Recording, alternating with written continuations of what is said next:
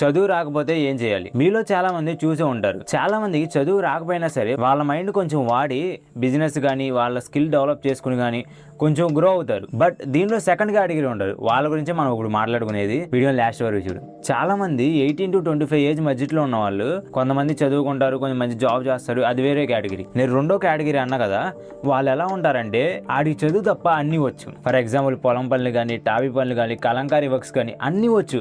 అన్ని స్కిల్స్ లో వాడికి ఎక్స్పీరియన్స్ ఉంటుంది. బట్ ఏ వర్క్ ఆడు ఫుల్ గా నేర్చుకోడు. అదే ఆడు మైనస్ పాయింట్. మరి ఆడికి గొప్ప మరి ఏంటో తెలియదు కానీ అన్ని వర్క్స్ నేర్చుకున్నాడు కానీ ఏ వర్క్ లో కూడా ఫుల్ గా నేర్చుకోడు. మళ్ళీ వాళ్ళలో కొంతమంది ఉంటారు, ఎవరైనా చదువుకున్నా చూసాడు అనుకో ఆడి దగ్గరికి వెళ్ళి నేను కూడా చదువుకుంటే బాగుండేదిరా, మీలాగా ఇలా ఎంజాయ్ చేస్తా చదువుకుంటూ ఉండేవరా అంటాడు. మళ్ళీ తొక్కలో ఎమోషన్ ఒకటి ఆడికి. మీరు చదువుకుంటారా అన్నప్పుడు చదువుకుంటే ఏ ఉండేది కాదుగా. మళ్ళీ ఇప్పుడు ఫీల్ అవ్వడం ఎందుకు దాని గురించి? అయిపోయింది ఏదో అయిపోయింది. ఇప్పుడు ఏంటని ఆలోచించు. ఫస్ట్ ఒకటి చెప్తా, మైండ్ లో పెట్టుకో. ఈ సెకండ్ కేటగిరీలో ఉంటే ఈ 3 థింగ్స్ మైండ్ లో పెట్టుకో. ఫస్ట్ వన్ ఏంటంటే, సపోజ్ నువ్వు టీనేజ్ లో ఉన్నావు అనుకో, నీకు చదువు మీద బాగా ఇంట్రెస్ట్, బాగా చదవాలని ఉంది. నువ్వు ఎంతవరకు చదవాలనుకున్నావో అంతవరకు చదువు. ఎంఎస్సీ కానీ, పిహెచ్డీ కానీ, అదేదైనా సరే. సెకండ్ థింగ్ ఏంటంటే, నీ చదువు రాలేదనుకో, నువ్వు 18 to 22 మధ్యలో ఉన్నా లేదా టీనేజ్ లో ఉన్నా సరే, నీ స్కిల్స్ మీద కానీ, నీకు నచ్చిన వర్క్స్ మీద కానీ, నీకు నచ్చిన వర్క్స్ అన్ని ట్రై చేయి, తప్పే లేదు. But end of the day నువ్వు దాంట్లో ఒక వర్క్ ని చూస్ చేసుకో. ఫర్ ఎగ్జాంపుల్ నా బ్రదరే ఉన్నాడు. వాడు ఇంటర్ వరకు చదివాడు. డిగ్రీకి రాగానే వాడికి చదువు మీద ఇంట్రెస్ట్ పోయింది. వాడు 10th క్లాస్ నుంచి ఎడిటింగ్ అంటే ఇంట్రెస్ట్. సో వాడికి చదువు మీద ఎలాగో ఇంట్రెస్ట్ లేదని ఆ టైం వేస్ట్ చేసుకోకుండా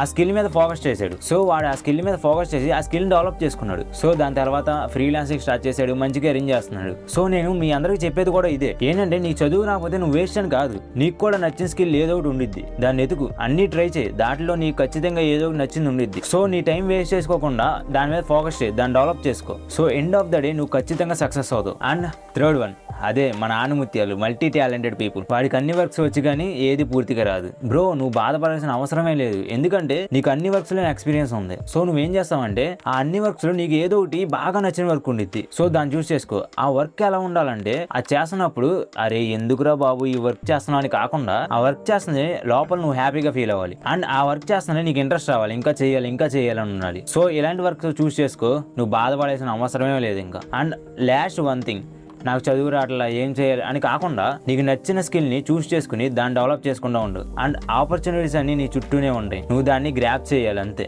సో వీడియో అయితే ఇంతే. వీడియో వేస్తే లైక్ చేయి, అలాగే మన అకౌంట్ని సబ్స్క్రైబ్ చేయి.